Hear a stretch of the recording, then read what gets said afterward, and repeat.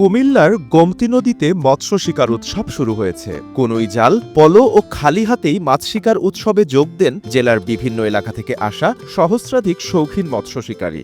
কক্সবাজার সমুদ্র সৈকতের উপর নিজেদের একটি ঠিকানা, ইডেন বে, আ কনসার্ন অফ ভাইয়া হোটেলস।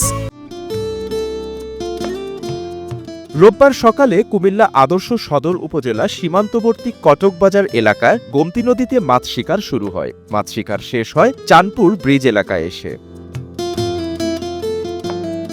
মৎস্য শিকারীরা জানান, আরও দিন দুয়েক গোমতী নদীতে মাছ শিকার চলবে। বছরের এই সময়টাতে গোমতীর পানি একেবারেই তলানিতে গিয়ে ঠেকে, আর তাতেই মাছ শিকারের উপযুক্ত সময় হয়ে ওঠে। আমি বালদুর থেকে আসছি, এতে কার্পু মাছ, কাকা পাইছে আরি মাছ, ভাইয়া পাইছে কার্পু মাছ। আজকে এখানে বিশাল জনতার একতার কারণ হয়েছে প্রত্যেক জায়গা থেকে কিছু কিছু সন্তান ছিল, সন্তানের সাথে ফোনে যোগাযোগের মাধ্যমে আজকে আমরা সবাই এখানে একসাথে উপস্থিত হয়েছি। তো উপস্থিত হওয়ার কারণে অনেকে বিশাল বড় বড় মাছ পাইছে, বোয়াল, কার্পু, এরপরে গজার, বিভিন্ন জাতের মাছ পাইছে। এই তো আমিও একটা বাগার মাছ পাইছি। সবাই আইয়া দেখা জড়ো হয়, এরপরে আমরা কাকা সবাই যোগাযোগ করে সবার সাথে, এরপরে লোক জড়ো করে চওয়ারা, সবাই আমরা অত্তরই সবাই এনে আসি।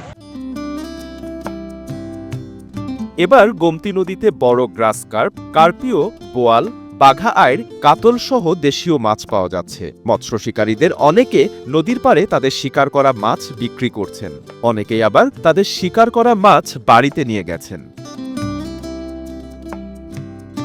SA TV digital.